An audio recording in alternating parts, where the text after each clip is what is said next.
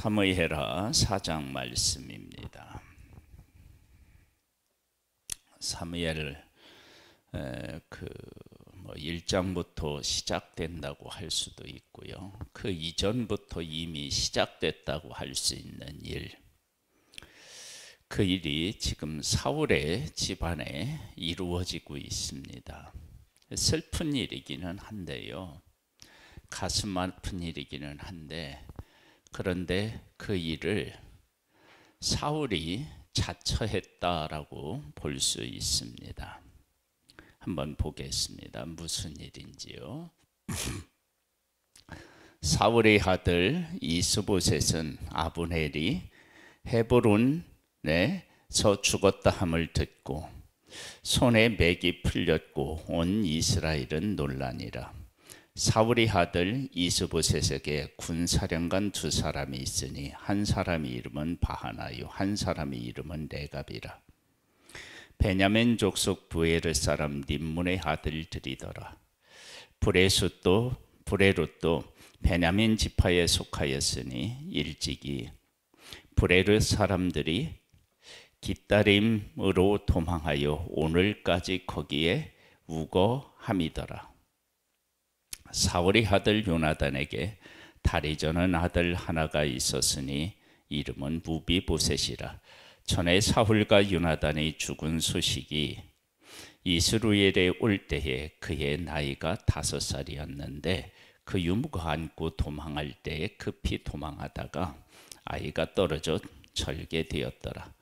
브레루 사람 임문의 아들 레겝과 바하나가 길을 떠나 볕이 찔 때쯤에 이스보셋의 집에 이르니 마침 그가 침상에서 낮잠을 자는지라.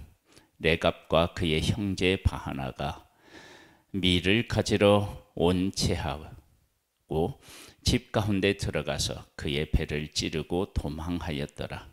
그들이 집에 들어가서 이스보셋의 침실에서 침상 위에 누워 있는지라.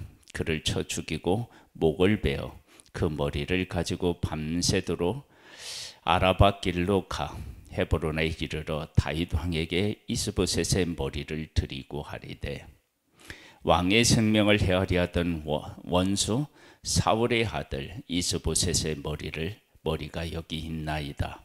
여호와께서 오늘 우리 주 대신 왕의 원수를 사울과 그의 자손에게 갚으셨나이다 하니, 여기까지는 사울에 속한 사람들 속에서 일어난 일이에요. 사울은 하나님이 기름 부은 사위이면서 군대 장관이었던 다윗을 죽이려고 했어요. 그리고 다윗 편에 서 있던 사람들을 해했습니다. 제사장 노 85명이나 죽였고요. 아들 요나단마저도 죽이려고 했고, 그리고 다윗이 있는 곳을 알려주지 않자 백성들을 위협하기까지 했던 자가 누구냐면 사울입니다. 그 사울 밑에서 사울이 하던 일을 본 사람들이 어떻게 했느냐? 사울에게 속한 사람을 그 침상에서 죽이는 것입니다. 그걸 본 거예요. 그 다음에 이제 다윗에 대한 이야기를 한번 볼까요? 다윗이 브에롯 사람 림몬의 아들 레갑과 그의 형제 바하나에게 대답하여 그에게 이르되, 내 생명을 여러 환난 가운데서 건지신 여호와께서 살아계심을 두고 맹세하노니. 이 말 속에는 어떤 그 삶이, 어떤 고백이 들어있느냐 그러면, 내가 하나님이 기름 부은 왕 사울을 해하지 않기 위해서 도망 다닌 것을 하나님이 기뻐하셨다, 그런 얘기가 이 안에 숨어 있는 거예요. 즉, 하나님이 기름 부은 왕을 해하지 않고 하나님이 기름 부었다라고 하는 것을 존중히 여긴 나를 하나님이 기쁘게 받으셔서 나를 하나님이 보호해 주셨다. 그런 의미가 담겨져 있는 거예요. 다윗은 사울이 죽이려고 할 때 사울을 2번이나 살려주었습니다. 그리고 도망 다닙니다. 그리고 또 어떤 일도 있느냐 그러면 그 전쟁에 나아갔을 때 뒤처져서 함께 하지 못한 사람 200명, 그래서 전쟁에 나간 400명이 싸워서 이기고 노력한 물건들을 가지고 왔을 때 공평하게 나눠야 된다. 그런 원칙을 세운 거예요. 즉 다윗의 삶을 보면 하나님을 존중히 여기고 사람을 존중히 여기고 하나님의 뜻을 따라 살아가는 삶을 살아요. 그러면 사람을 죽이려고 하고 자기의 그 욕심을 채우려고 했던 사울의 삶을 보고 그 곁에서 산 사람과 그것을 보며 사는 사람과 다윗처럼 하나님의 뜻을 존중히 여기고 하나님의 뜻을 따르는 사람과 함께 살았던 사람들과 생각하는 거나 행동하는 것이 다르겠죠.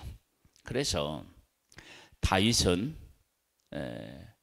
원통한 사람들이 왔지만 이들이 나중에 그 왕이 되었을 때 군대 장관도 되고 또 행정가도 되고 이렇게 해서 나라를 든든히 세우는 데 큰 역할들을 합니다. 그런데 사울은 자기의 가까이 있었던 사람들에게 다 배신을 당하고 그들의 손에 의하여서 사울에 속한 사람들이 죽는 모습을 보게 됩니다. 왜 그러면 사울에게 속한 사람들은 사울에게 속한 사람들을 왜 죽였느냐? 그걸 보고 자란 거예요. 그걸 보고 살았던 거예요. 우리가 알게 모르게 환경의 지배를 받잖아요. 영향을 받잖아요. 그러니까 지금 사울은 하나님이 기름 부었지만 그것도 하나님이 하시는 일도 함께 하지 못하고 명령도 불순종하고 하나님이 기름 부은 다윗을 죽이려고 하고 죽이려고 하다 보니까 다윗 편에 있는 사람들을 위협하고 제사장들은 죽이고 요나단마저 죽이려고 했고 아들마저도. 이러니까 사람들이 그 모습들을 늘 보고 그 일에 동원되고 그러한 일들을 해야만 했잖아요. 그런데 그러니까 이제 이들이 사울이 죽은 후에 그 모습들이 그대로 남아있을 거 아니에요. 그 다음에 이제 다윗에게 속한 사람들은 늘 하나님의 뜻이 무엇인지를 하나님 앞에 묻고 그 뜻을 따라 살아가는 다윗의 모습을 보고 그것을 배우고 그것을 따라하지 않겠어요? 우리들이 예수 그리스도를 믿고 예수 그리스도를 고백하며 살아가요. 하나님을 믿고 하나님을 고백하며 살아가요. 하나님은 죄인 우리를 사랑하셔서 독생자를 주셨고요. 예수 그리스도는 우리의 죄를 짊어지고 십자가에서 죽으셨어요. 우리가 하나님을 믿고 예수 그리스도를 믿고 그 가운데 살아간다는 것은 그렇게 우리와 함께 하시는 하나님을 보는 것이고 예수 그리스도를 만나는 거예요. 그래서 우리의 삶이 원수를 사랑하고 그들을 축복하는 삶으로 한 걸음씩 나아가는 것, 그렇게 돼야만 하는 삶, 그게 바로 우리의 삶인 것입니다. 그런 삶으로 우리가 성숙해 갈 수 있는 믿음의 승리자가 되시기를 주님의 이름으로 축복합니다. 자, 11절에 하물며 악인의 의인을 그의 집 침상 위에서 죽인 것이겠느냐. 그런즉 내가 악인의 피 흘린 죄를 너희에게 갚아서 너희를 이 땅에서 없이 하지 아니하겠느냐 하고 청년들에게 명령하며 곧 그들을 죽이고 수죽을 베어 헤브론 못가에 매달고 이스보셋의 머리를 가져다가 헤브론에서 아브넬의 무덤에 매장하였더라. 우리의 삶이 하나님과 함께하고 예수 그리스도와 함께하면 하나님이 하시는 일을 우리는 매일같이 보고, 그리고 그분이 주신 예수 그리스도께서 하신 일들을 우리의 마음에 품게 되어 있습니다. 우리의 삶의 기준, 우리가 살아가는 삶의 기준이 하나님과 예수 그리스도의 십자가를 담고 그분이 하시는 것들을 기준으로 삼아서 우리의 행동을 결정하고 살아가는 우리의 삶이 되어야 될 줄로 믿습니다. 그렇게 되기를 주님의 이름으로 축복합니다.